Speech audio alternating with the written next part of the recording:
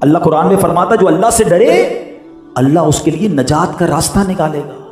وَمَن يَتَّقِ اللَّهَ يَجْعَلْ لَهُ مَخْرَجًا وَيَرْزُقْهُ مِنْ حَيْثُ لَا يَحْتَسِبُ. اللہ ادھر سے روزی دے گا جدھر تمہارا گمان بھی نہیں ہوگا. بالکل ایسا ہوتا ہے کہ بندے کو اندازہ بھی نہیں ہوتا یہ پیسے کدھر سے آ رہے ہیں. غیب سے آئیں گے کیونکہ آپ نے ایک حرام کا دروازہ بند کر دیا ہے. اللہ کو راضی کرنے کی طرف چل پڑے ہو. اور آگے اس قرآن کی آیت کا حصہ کتنا پیارا ہے.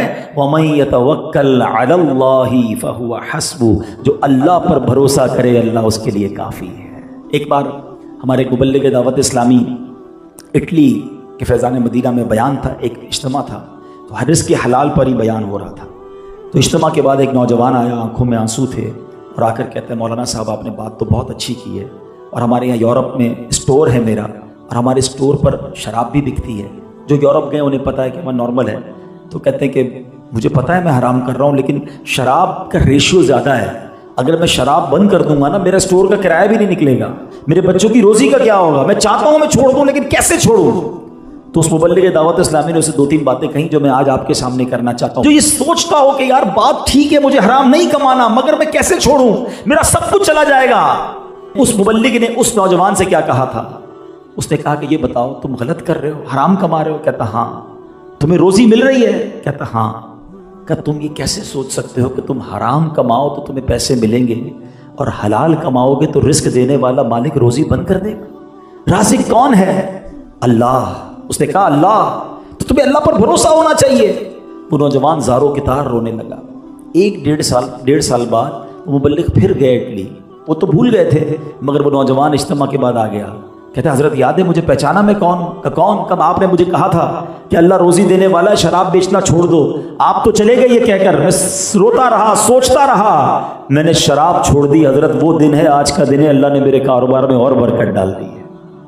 تو آج یہ پیغام لے کر جاؤ کہ ہم نے حرام کی طرف نہیں جانا. ایک لقمہ بھی حرام کا نہ کھانا ہے نہ اپنے بچوں کو کھلانا ہے. تھوڑا بھی ہوگا اللہ اس میں برکت ڈال دے گا. پیسے بہت ہے لوگوں کے پاس, سکون نہیں ہے, چین نہیں ہے, نیند نہیں آتی, ٹینشن ہے کیا کرنا اس پیسے کا کہ لائف ہی ٹھیک نہیں ہے. حلال تھوڑا بھی ہو اس میں برکت بہت زیادہ ہوتی ہے. اور دوسری بات جو ہم نے حدیث سے سنی تھی کہ جو اللہ کے کسی ولی سے دشمنی کرے اللہ فرماتا ہے میرا اس سے اعلان جنگ ہے.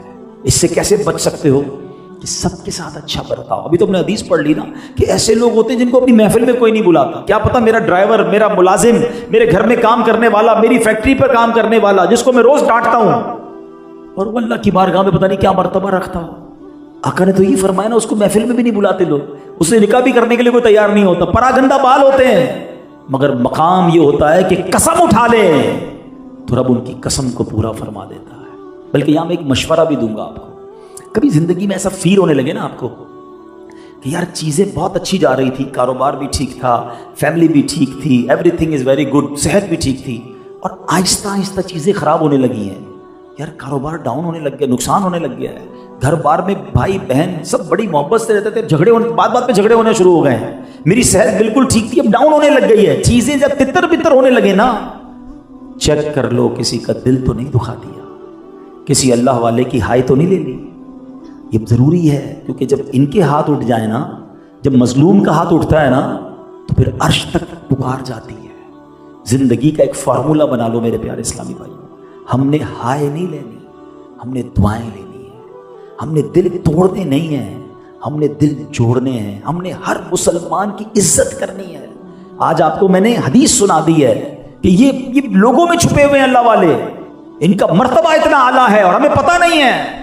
تو ہم کس منہ سے کسی کو ذلیل کر سکتے ہیں, کسی کی دل توڑ سکتے ہیں, کسی کو جناب کیا کیا نہیں کہتے لوگ, کس طرح ڈسکریج کرتے ہیں.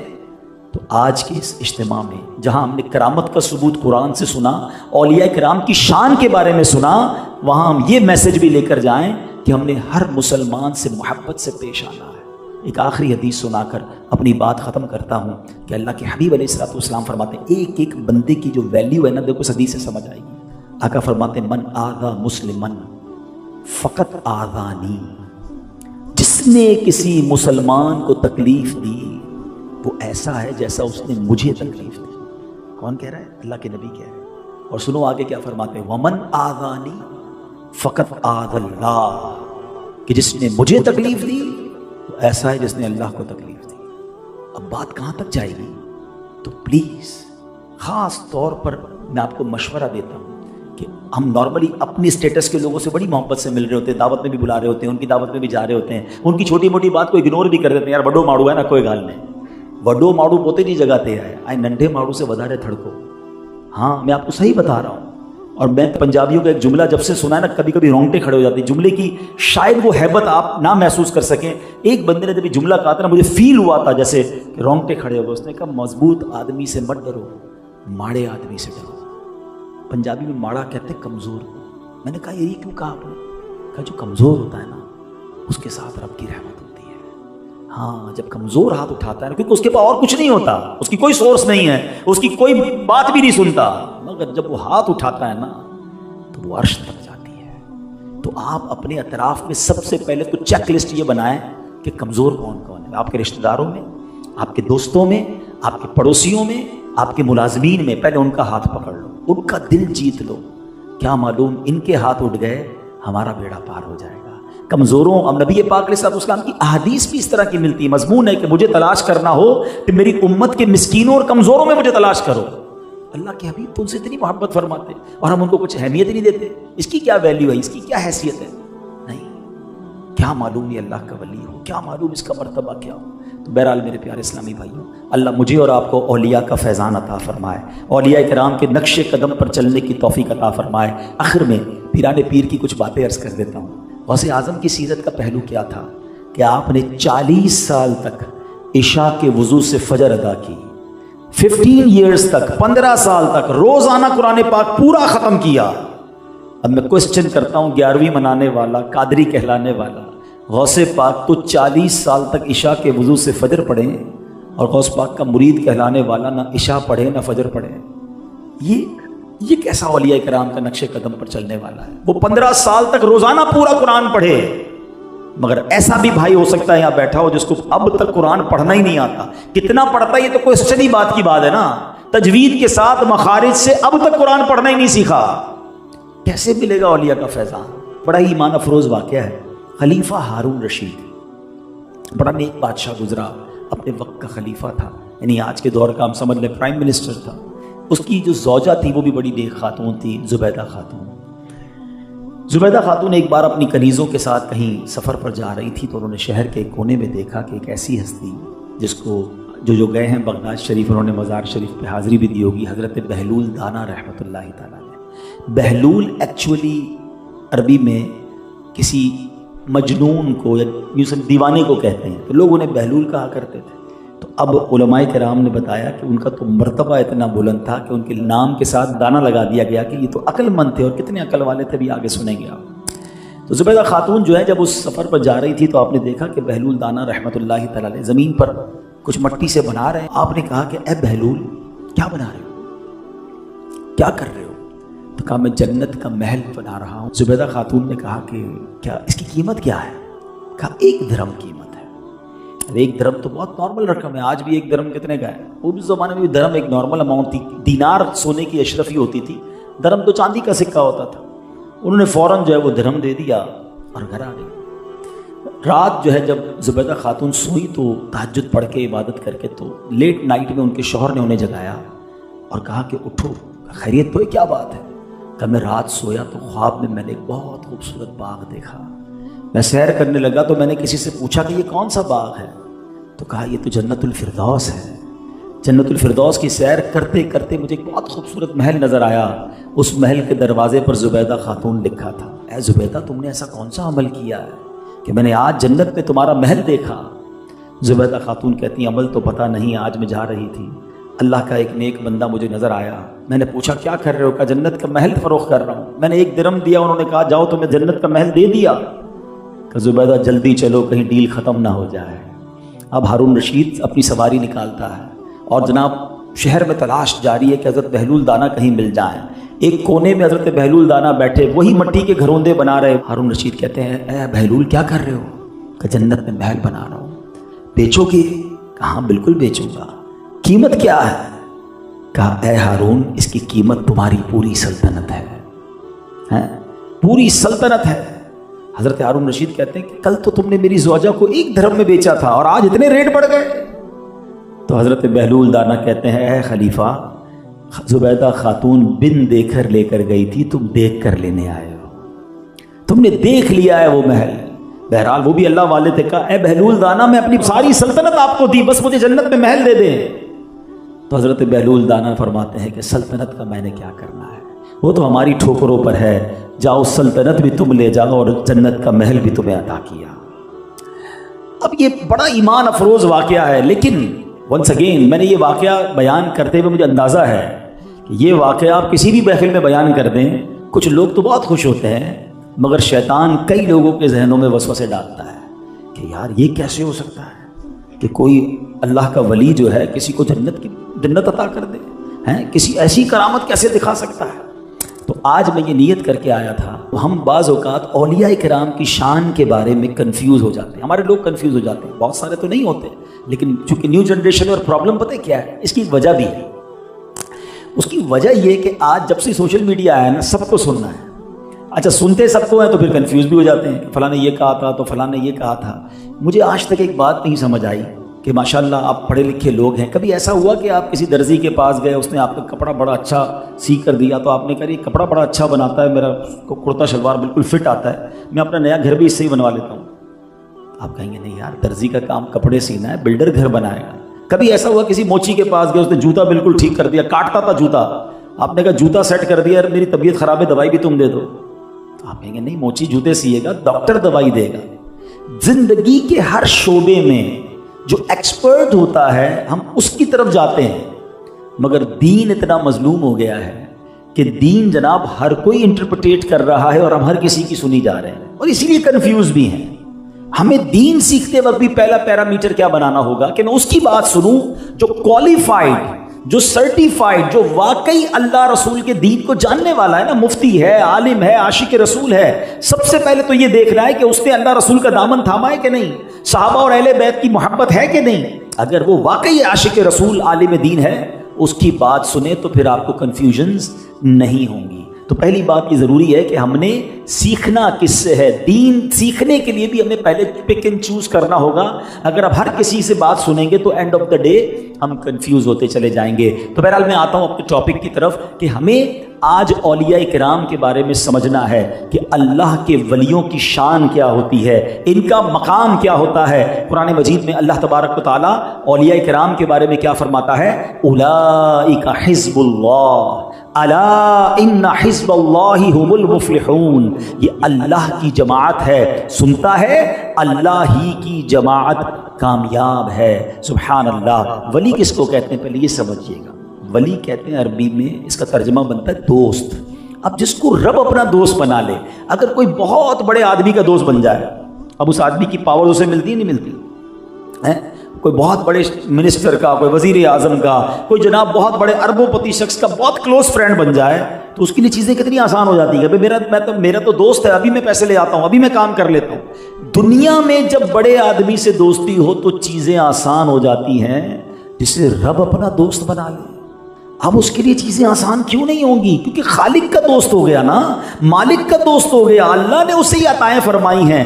بہرحال اولیاء کرام کی شان کیا ہے؟ سبحان اللہ، کتنے خوبصورت الفاظ کتابوں میں اولیاء کرام کے بارے میں ہیں کہ اولیاء کرام وہ مقدس ترین ہستیاں ہیں کہ جن پر پہاڑ سلامتی بھیجتے ہیں۔ اولیاء کرام سے وحشی جانور مانوس ہوتے ہیں، اولیاء کرام سے جانور بھی برکتیں حاصل کرتے ہیں، شیطان اولیاء کرام کے قریب نہیں جاتا۔ اللہ اکبر۔ جن پہاڑوں پر، وادیوں پر ولیوں کے قدم لگ جائیں وہ پہاڑ اپنے اوپر فخر کیا کرتے ہیں۔ اولیاء کرام کی شان کیا ہے کہ انشاءاللہ وہ قیامت کے دن پھر جنت کے بالا خانوں میں رہیں گے، جنت کی عمدہ سواریوں پر سوار ہوں گے۔ اولیاء کرام جنت میں اللہ پاک کے کلام کو سنیں گے، اور کیسے کیسے اولیاء کرام گزرے کہ آج ان کی ہم باتیں سنتے ہیں تو ایمان تازہ ہو جاتا ہے۔ مگر آج سب سے پہلے میں اس کنفیوژن کو دور کرنا چاہتا ہوں کہ جناب ریفرنس کے ساتھ بات کیجیے۔ لوگ کہتے ہیں نا ریفرنس دیجئے اور قرآن و حدیث سے بات کیجئے اور کرامت کیسے ثابت ہوتی ہے۔ چلے میں آج 2-3 قرآنی واقعات سے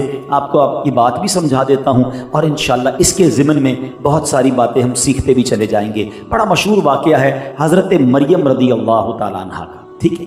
حضرت مریم کون تھی پہلے یہ یاد رکھیے۔ حضرت عیسیٰ علیہ السلام کی آپ والدہ ہیں، اس کا مطلب عورت نبی نہیں ہوتی تو آپ نبی نہیں ہیں، آپ ولیہ ہیں۔ بیت المقدس میں آپ ایک محراب کے پاس بیٹھ کر عبادت کرتی تھی، اور اس زمانے میں اللہ کے نبی تھے حضرت زکریا علیہ نبینا علیہ الصلوۃ والسلام، ٹھیک ہے۔ قرآن پاک کی صورت اور ریفرنس لے لو، سورہ آل عمران آیت نمبر 37 سے 41 میں یہ واقعہ موجود ہے، آپ چاہیں تو اس کو نوٹ کر لیں۔ واقعہ کیا ہے کہ حضرت مریم اس محراب میں عبادت کرتی تھی، اور آپ کے محراب میں بے موسم کے پھل آتے تھے۔ سردیوں میں گرمیوں کے پھل ہوتے تھے، گرمیوں میں سردیوں کے پھل ہوتے تھے۔ یہ حضرت مریم کی کرامت تھی۔ اچھا، حضرت زکریا کا حال یہ تھا کہ آپ اللہ کے نبی ہیں، مگر آپ کو بیٹے کی بڑی تمنا تھی، آپ کے یہاں اولاد نہیں تھی۔ آپ گر گڑا کر دعائیں مانگتے تھے، بڑھاپا آ گیا مگر آپ کے یہاں اولاد نہیں ہوئی۔ اب میں ذرا یہ واقعہ روکتا ہوں اور اس میں سے پہلے سبق لیتا ہوں ہم سب کے لیے۔ حضرت زکریا کون ہیں؟ اللہ کے نبی ہیں، اولاد کے تمنائی ہیں، دعائیں کر رہے ہیں، اولاد نہیں ہے مگر زبان پر شکوہ بھی نہیں ہے۔ ہم میں سے بہت سارے ایسے لوگ ہوں گے جن کے دلوں میں بہت ساری تمنائیں ہوں گی، کوئی اولاد مانگتا ہے، کوئی گھر مانگتا ہے، کوئی کاروبار، وہ مسئلہ حل نہیں ہوتا، پھر کیا ہوتا ہے؟ زبان سے شکوے شروع ہو جاتے ہیں، یار میری تو دعائی قبول نہیں ہوتی، میں مکے مدینے میں گیا، میں نے فلاں بزرگ سے دعا کرائی، میں مزار پہ گیا، میرا مسئلہ ہی حل نہیں ہوا۔ تو پہلے اللہ پر یقین کرنا تو سیکھو نا۔ میں اللہ کے نبی کی بات کر رہا ہوں، آپ کی سیرت میں لکھا ہے کہ آپ بہت عرصے تک دعا مانگتے رہے، آپ کے یہاں اولاد نہیں ہوئی، بڑھاپا آ گیا۔ سیکھنے کو کیا ملا؟ کہ ہمیں اللہ پر بھروسہ اور ایمان ہونا چاہیے۔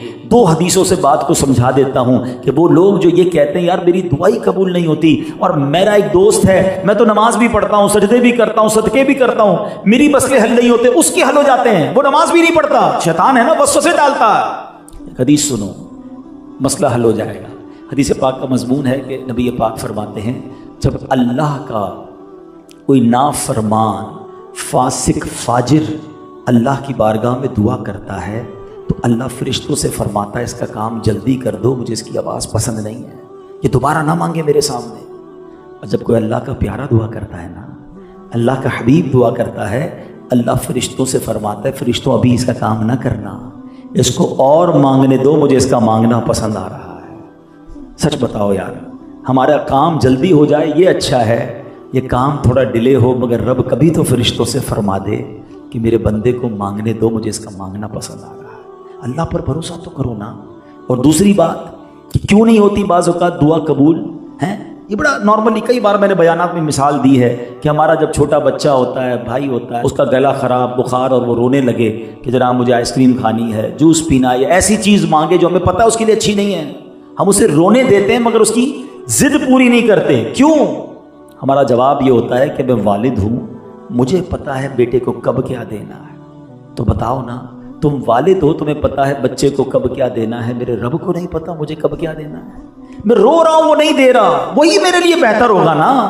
تو اللہ پر بھروسہ کرنا سیکھیں۔ حضرت زکریا دعا کر رہے ہیں اولاد کے لیے، اولاد نہیں ہو رہی۔ اب حضرت زکریا نے کیا دیکھا کہ بی بی مریم کی جو محراب ہے نا، اس محراب میں بے موسم کے پھل ہیں۔ پوچھا اے مریم یہ کہاں سے آیا؟ کہا یہ اللہ کی طرف سے رزق ہے۔ تو حضرت زکریا نے کیا خوبصورت ازیوم کیا کہ جب حضرت مریم کی اس محراب میں بے موسم کے پھل آ سکتے ہیں، میری اولاد کا موسم تو چلا گیا، میں بوڑھا ہو چکا ہوں، ضعیف ہو گیا ہوں، اب اولاد نارملی اس ایج پہ نہیں ہوتی، مگر جو رب محراب میں بے موسم کے پھل دے سکتا ہے، وہ رب میری دعا سنے، اس محراب میں جا کے میں دعا کروں اور مجھے بے موسم میں اولاد بھی دے سکتا ہے۔ حضرت زکریا اس محراب میں چلے گئے، قرآن میں یہ واقعہ موجود ہے، اور آپ نے جا کر دعا کی اللہ کی بارگاہ کہ اے اللہ مجھے تو اولاد دے دے، میری اولاد کا موسم تو چلا گیا، میری عمر کا موسم بھی چلا گیا، مگر تو مریم کو بے موسم کے پھل دے سکتا ہے تو مجھے اولاد دے دے۔ اب کیا ہوا؟ قرآن کہتا ہے یہ دعا قبول ہوئی، اللہ نے انہیں بیٹا بھی عطا فرمایا، بیٹے کا نام بھی یحییٰ رب نے عطا فرمایا، اسے نبوت بھی عطا فرما دی۔ اچھا اس واقعے سے دو مسئلے حل ہو گئے، مسئلے تو تین حل ہوئے۔ دعا میں تاخیر پر رب سے شکوہ نہیں کرنا ہے، ٹھیک ہے۔ دوسرا میٹر کیا سالو ہو گیا کہ کرامت حضرت مریم کی قرآن میں اس کا ذکر موجود ہے۔ تیسرا بڑا زبردست مسئلہ حل ہو گیا، حضرت زکریا تو اللہ کے نبی ہیں، کہیں بھی دعا کرتے، لوگ کہتے ہیں نا یار کیا ضرورت ہے فلاں جگہ جا کر دعا کرنے کی، گھر میں بیٹھ کے دعا کرو، اللہ سب جگہ سے سنتا ہے۔ بے شک میرا رب سب جگہ سے سنتا ہے، مگر اللہ والوں کے جہاں قدم لگ جائیں نا، اللہ والے جہاں عبادت کریں، آپ اللہ کے نبی ہیں مگر محراب مریم میں جا کر دعا کر رہے ہیں کہ اللہ میری دعا سن لے، اور ان کی دعا قبول ہوئی۔ تو یہ دلیل ہے ہمارے پاس کہ مجھے ایک بات بتاؤ کہ جہاں اللہ کی ولیہ عبادت کریں ادھر حضرت زکریا جا کر دعا کریں تو دعا قبول ہو جائے، تو جس مزار میں اللہ والے موجود ہوں اس مزار کے قریب جا کر ہم دعا کریں تو اللہ کیوں نہ ہماری دعاؤں کو سنے گا؟ تو بات کلیئر ہو گئی۔ اب چلتے ہیں قرآن کے ایک دوسرے واقعے کی طرف، بلکہ میں مشورہ بھی ساتھ ساتھ دیتا جاؤں گا، قرآن پڑھا کرو اور بما تفسیر پڑھا کریں۔ بڑی پیاری تفسیر قرآن ہے صراط الجنان، اس کو پڑھیں گے تو اور چیزیں کلیریفائی ہوں گی۔ قرآن پاک کی ایک سورت ہے، ون آف دا امیزنگ سورت آف قرآن، سورہ کہف، اس کو ضرور پڑھیں، ہر جمعے کو پڑھیں۔ اس کی فضیلتیں بھی ہیں کہ ایک جمعے سے دوسرے جمعے تک پڑھنے والے کے لیے نور ہوتا ہے۔ تو سورہ کہف کیا ہے؟ سورہ کہف میں 3 بڑے امیزنگ واقعات ہیں، اوئے ہوئے اس کو پڑھیں تو ایمان تازہ ہو جاتا ہے۔ پتہ نہیں کون کون سی سٹوریاں پڑھتے ہیں، قرآن کی کہانیاں پڑھو نا۔ حضرت خضر علیہ السلام اور حضرت موسیٰ کی ملاقات کا ایک عجیب واقعہ اس میں موجود ہے سورہ کہف کی تفسیر میں ہی۔ سورہ کہف میں غار والوں کا واقعہ بھی موجود ہے، اور سورہ کہف میں حضرت ذوالقرنین کا واقعہ بھی موجود ہے، جب وہ یاجوج ماجوج کے پاس جا کر انہوں نے دیوار لگا دی۔ یہ تو بھی ایک واقعہ ہونا بھی ہے نا، یاجوج ماجوج نے تو آنا ہے۔ یعنی قرآن میں ایسے ایسے ہسٹوریکل ایونٹ ہیں، مگر بدقسمتی سے ہم قرآن پڑھتے نہیں نہ اپنے بچوں کو اس تفصیل سے پڑھاتے ہیں۔ یہاں میں ایک مشورہ بھی دے دیتا ہوں، بڑی پیاری کتاب ہے عجائب القرآن غرائب القرآن، اردو میں ہے، اور اس کتاب میں قرآن کے تقریباً سارے واقعات موجود ہیں۔ یہ کتاب خرید لیں، روز کا ایک واقعہ خود بھی پڑھیں، اپنے بچوں کو سنائیں، انٹرسٹ بھی لیں گے اور سنیں گے بھی۔ تو بہرحال اس پہ کون سی کرامت کا ذکر ہے؟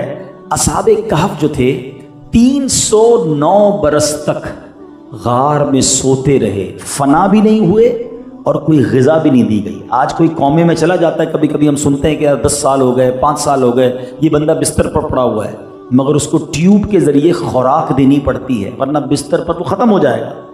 بے شک وہ اٹھ نہیں پاتا، لیکن ڈاکٹرز اسے کچھ نہ کچھ خوراک دیتے ہیں۔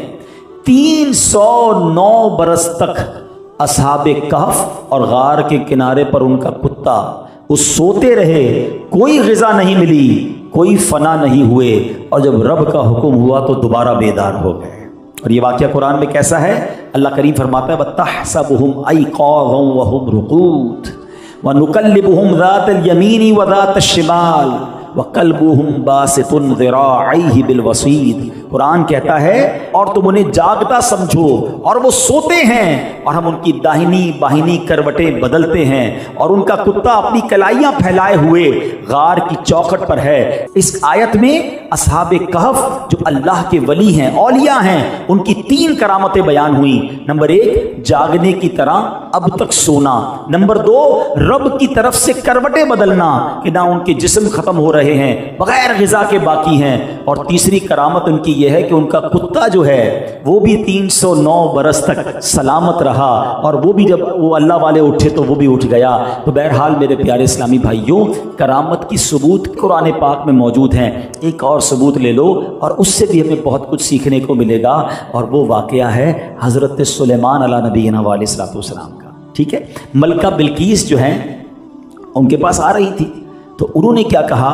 اپنے جو رفقا تھے، اپنے جو حوالی تھے، آپ کے ساتھ بیٹھے تھے، آپ نے کہا کہ میں چاہتا ہوں کہ ملکہ بلقیس کے آنے سے پہلے اس کا تخت جو ہے وہ میرے سامنے لے آیا جائے۔ اب تخت کئی گز لمبا، کئی گز چوڑا۔ اب مثال کے طور پہ میں آپ میں سے کسی سے کہوں کہ جس کا گھر جناب ملیر میں ہو کہ بھائی ہمارا اجتماع ختم ہونے سے پہلے اس کے گھر سے اس کا بیڈ اٹھا کے یہاں لے آؤ، تو آپ کہیں گے ایسا پاسبل نہیں ہے، بیڈ کھلے گا، سوزوکی میں لوڈ ہوگا، یہاں آئے گا، واپس انسٹال ہوگا، اجتماع ختم ہو جائے گا، بیڈ نہیں آ سکتا۔ ہم کراچی کے ایک علاقے سے نہیں لا سکتے۔ حضرت سلیمان کہتے ہیں ملک سبا سے اس کا تخت لے کر آیا جائے۔ اب حضرت سلیمان کی بادشاہی جنات پر بھی تھی، ہواؤں پر بھی تھی، تو ایک جن آپ کی خدمت میں بیٹھا تھا۔ قرآن کیا کہتا ہے؟ ایک بڑا خبیث جن بولا کہ وہ تخت میں آپ کی خدمت میں اس مقام سے کھڑے ہونے سے پہلے حاضر کر دوں گا۔ حضور ابھی آپ کھڑے نہیں ہوں گے، اس سے پہلے آ جائے گا۔ آپ نے فرمایا نہیں، مجھے اس سے بھی پہلے چاہیے، میں چاہتا ہوں مجھے اس سے بھی پہلے چاہیے۔ اللہ اکبر۔ اب آپ کے پاس ایک ایسا شخص بھی موجود تھا جو آپ کا صحابی تھا، آپ کا امتی تھا، اور اس کے پاس اللہ کے نام کا علم تھا۔ اس نے کیا کیا؟ قرآن کہتا ہے قال الذی عندہ علم من الکتاب، اس نے عرض کی جس کے پاس کتاب کا علم تھا، حضور میں آپ کی پلک جھپکنے سے پہلے اس کو حاضر کرتا ہوں۔ اور ایسا ہی ہوا۔ آگے قرآن کہتا ہے فلما رآہ مستقرا عنده، آپ نے دیکھا وہ سامنے آ گیا تخت، بات جاری اور تخت آ گیا، لیکن سبحان اللہ حضرت سلیمان نے کیا کہا؟ ھذا من فضل ربی، یہ میرے رب کا فضل ہے۔ یہاں ایک بات سیکھنے کو ملتی ہے کہ اتنا بڑا کمال حضرت سلیمان اور آپ کی امتی نے دکھایا، مگر یہ نہیں کہا یہ میرا کمال ہے، میں نے کچھ کیا۔ کیا فرمایا اللہ والوں نے؟ ھذا من فضل ربی، یہ میرے رب کا فضل ہے۔ سیکھنے کو یہ ملا کہ اگر زندگی میں کبھی کوئی کمال مل جائے، کوئی شہرت مل جائے، اللہ پاک نے کسی کو چہرہ اچھا دیا، کسی کو آواز اچھی دی، کسی کو مال دیا، کبھی یہ نہ سمجھے کہ میرا کمال ہے، اسے یہی کہنا چاہیے یہ میرے رب کا فضل ہے، یہ میرے رب کی عطا ہے، میرے پاس کچھ نہیں ہے، آج جو کچھ مجھے دیا ہے وہ میرے رب نے دیا ہے۔ اور یہی انداز اختیار کرنا چاہیے، کبھی تکبر میں نہ آ جانا کہ یہ میں نے کیا ہے، یہ میری کوششوں سے ملا ہے، کہ جب بندہ اس کیفیت میں آتا ہے تو وہ رب جب چاہتا ہے وہ نعمتیں واپس چھین لیتا ہے، کیونکہ جو شکر نہیں کرتا نا، اللہ تعالیٰ کی نعمتوں کا شکر ادا نہیں کرتا، کفران نعمت کرتا ہے، اس کی نعمتیں جو ہے وہ چھین لی جاتی ہیں۔ تو بہرحال میرے پیارے اسلامی بھائیوں، میں نے قرآن سے 3 واقعات بیان کر دیے۔ اب حضرت سلیمان کا جو امتی تھا وہ کون تھا؟ وہ اللہ کے ولی تھے۔ اب میں ایک سوال کرنا چاہتا ہوں، حضرت سلیمان اللہ کے نبی ہیں نا، بالکل بہت بڑا مرتبہ ہے، مگر ہمارے آقا وہ تو سب سے اعلیٰ ہے نا، وہ تو حضرت سلیمان کے بھی آقا ہے نا۔ سبحان اللہ، سیدی اعلیٰ حضرت کیا فرماتے ہیں؟ خلق سے اولیاء، اولیاء سے رسول، اور رسولوں سے اعلیٰ ہمارا نبی۔ ہمارے آقا تو سب سے اعلیٰ ہے۔ سبحان اللہ، اے امتیوں تمہیں مبارک ہو، ہمارے آقا تمام نبیوں سے اعلیٰ ہیں، تو میرے آقا کی امت بھی تمام امتوں سے اعلیٰ ہے۔ میرے آقا کی امت کے اولیاء وہ پچھلی ساری امتوں کے اولیاء سے افضل ہیں۔ تو جب حضرت سلیمان کی امت کا ایک ولی کرامت دکھا سکتا ہے تو میرے آقا کی امت کے غوث اعظم کیوں نہیں کرامت دکھا سکتے؟ داتا گنج بخش کیوں نہیں کرامت دکھا سکتے؟ اللہ نے پچھلی امتوں کے ولیوں کی کرامتیں قرآن میں ذکر کی، تو نبی پاک کی امت کے اولیاء کرام کی اگر ہم کرامت سنتے ہیں تو why we are going for confuse? ہم کیوں کنفیوز ہوتے ہیں؟ جب اللہ والے ہیں، اللہ نے انہیں یہ طاقت عطا فرمائی ہے، تو ہمیں اس پہ کوئی پرابلم نہیں ہونی چاہیے۔ اور اب میں ایک حدیث پاک سنانے جا رہا ہوں، اور اس حدیث کے پیرائے میں ہمیں بہت کچھ سیکھنے کو ملے گا کہ اولیاء کرام جو ہے نا، پہلے یہ بات سمجھ لیں، اولیاء کرام کی ایکچوئل کوئی ہمارے پاس نشانی نہیں ہوتی ہے۔ انبیاء کا نام قرآن میں موجود ہے، جن کا موجود ہے، اور صحابہ کون ہیں اس کی ڈیفینیشن ہے کہ جس نے اللہ کے نبی علیہ الصلوۃ والسلام کو اپنی سر کی آنکھوں سے ایمان کی حالت میں دیکھا، یا ان کی صحبت اٹھائی اور ایمان پر ان کا خاتمہ ہوا، وہ صحابی ہے۔ مگر اللہ کا ولی کون ہے یہ ہم نہیں پہچان سکتے، بلکہ احادیث میں اور روایتوں میں مضمون ملتا ہے کہ اللہ کریم نے اپنے اولیاء کو بندوں پہ چھپا کے رکھا ہے۔ ہم نہیں جانتے کہ آج کی اس محفل میں کتنے اولیاء بیٹھے ہیں، ہاں ہو سکتا ہے یہاں بھی کوئی موجود ہو، کیونکہ اللہ نے اپنے اولیاء کو بندوں میں چھپا کے رکھا ہے۔ اور ایک حدیث اب جو میں سنانے جا رہا ہوں، یہ بہت زیادہ ایک طرح سے انکریجنگ بھی ہے اور الارمنگ بھی ہے۔ اللہ کے حبیب علیہ الصلوۃ والسلام فرماتے ہیں، اہل جنت گرد آلود چہرے، بکھرے بالوں والے، پھٹے پرانے کپڑوں والے، جن کی کوئی پرواہ نہیں کی جاتی۔ یہ وہ لوگ ہیں کہ اگر بادشاہوں کے پاس جانا چاہیں تو انہیں اجازت نہ ملے، عورتوں کو نکاح کا پیغام دیں تو انکار کر دیا جائے، جب بات کریں تو ان کی بات نہ سنی جائے، ان کی ضروریات ان کے سینوں میں مچل رہی ہوتی ہیں۔ یہ ایسے جنتی ہیں کہ بروز قیامت ان میں سے ایک کا نور بھی تمام لوگوں پر تقسیم کیا جائے تو تمام کو پورا ہو جائے، ایسے لوگ ہوتے ہیں۔ تو اب اس پوری بات سے جہاں ہمیں اپنا عقیدہ، اپنے عقائد اور جو ہمارے یوں سمجھیے کہ اعتقادات ہیں وہ کلیریفائی ہو رہے ہیں کہ اللہ والوں سے محبت ہونی چاہیے اور اللہ نے ان کو بڑا مقام دیا ہوتا ہے، وہاں ایک اور بات سیکھنے کو ملے گی جو ہمارے اخلاق کے لیے بڑی ضروری ہے کہ ہمیں ایچ اینڈ ایوری پرسنالٹی کا ادب کرنا ہے۔ ہمیں اللہ کے ہر بندے سے محبت سے بات نہیں کرنی ہے۔ ہمیں نہیں پتا کہیں اللہ کا ولی نہ ہو، وہ اس کا مرتبہ بڑا نہ ہو، کیونکہ اگر اس کا دل ٹوٹ گیا تو رب ناراض ہو جائے گا نا۔ میرا جتنا چھوٹا سا مطالعہ ہے اب تک، میں نے 2 ہی ایسے کام پڑھے ہیں پیارے اسلامی بھائی، اللہ کریم نے اعلان جنگ فرمایا ہے، ایک سود کا کام کرنے والا اور ایک اللہ کے ولی سے دشمنی کرنے والا۔ ان 2 قسم کے لوگوں کے لیے رب نے فرمایا کہ میرا اس سے اعلان جنگ ہے۔ اب مجھے بتاؤ، رب سے جنگ کر کے کوئی جیت سکتا ہے؟ بربادی ہونا ہے نا۔ اگر میرا کوئی ایسا بھائی یہاں بیٹھا ہے جو سود میں مبتلا ہے، سود کماتا ہے یا سود پہ ماں پیسے دیتا ہے یا سود سے پیسے لیتا ہے، نہ کرو ایسا۔ ہم نے برباد ہوتے ہی دیکھا ہے جنہوں نے سود پر اپنے کاروبار کو کھڑا کیا، تھوڑے دنوں کا عروج ضرور ملتا ہے مگر پھر فیکٹریاں اور گھر بھی بکتے دیکھے اور سب کچھ تباہ ہوتے دیکھا۔ ارے رب سے جنگ ہو رہی ہے نا، اور اس کے بعد اگر یہاں بچ بھی گیا تو قیامت کے دن تو جواب دینا ہے نا۔ تو آج اس مبارک اجتماع میں یہ بھی نیت کر لیں کہ ہم سود کے قریب بھی نہیں جائیں گے۔ کچھ لوگ یہ سوچتے ہیں، مجھے اندازہ ہے، میں ملا بھی ہوں ایسے لوگوں سے جو کہتے ہیں یار بات تو ٹھیک ہے کہ سود کا کام نہیں کرنا چاہیے، مگر میں پھنس گیا ہوں، اگر میں سود کا کام ختم کروں گا تو مجھے اپنی چیزیں بیچنی پڑ جائیں گی، میرا لائف اسٹائل نیچے آ جائے گا۔ یہ وہ فیصلہ ہے جو آپ نے دنیا میں کرنا ہے۔ ادھر بنگلوں میں رہنا ہے، ادھر لگژری لائف اسٹائل اپنانا ہے، اور قبر میں اگر سانپ بچھو آ گئے تو کیا کرو گے؟ ادھر اگر جہنم کا عذاب تمہارا مستحق بنا تو کیا کرو گے؟ ادھر سیکریفائس کر لو۔ کئی لوگوں پہ آ کے بتاتے ہیں کہ یار جب سود کا کام ختم کر رہے تھے نا، ڈر تھا کہ سب کولیپس ہو جائے گا، مگر اللہ نے غیب کے خزانوں سے ایسا دیا کہ پہلے سے زیادہ اچھے ہو گئے ہیں۔ اللہ رزق دینے والا ہے نا۔ ہم یہ جتنے بھی حرام کام کرنے والے ہوتے ہیں، یہ بعض اوقات سمجھ رہے ہوتے ہیں کہ ہم جھوٹ بول رہے ہیں، ہم رشوت کا کام کر رہے ہیں، ہم ملاوٹ کر رہے ہیں، ہم جھوٹ بول رہے ہیں، ہم دھوکہ دے رہے ہیں، مگر ہمت نہیں کر رہے ہوتے۔ خدا را ایک بار ہمت کر لو۔ تو بہرحال آج نیت کریں انشاءاللہ کہ آج کے بعد ہماری کوئی نماز قضا نہیں ہوگی، انشاءاللہ روزانہ کچھ نہ کچھ قرآن پاک پڑھیں گے، اور پھر دیکھیں اولیاء کا فیضان کیسے ملتا ہے۔ اللہ کریم آج کی اس محفل کو اپنی بارگاہ میں قبول فرمائے۔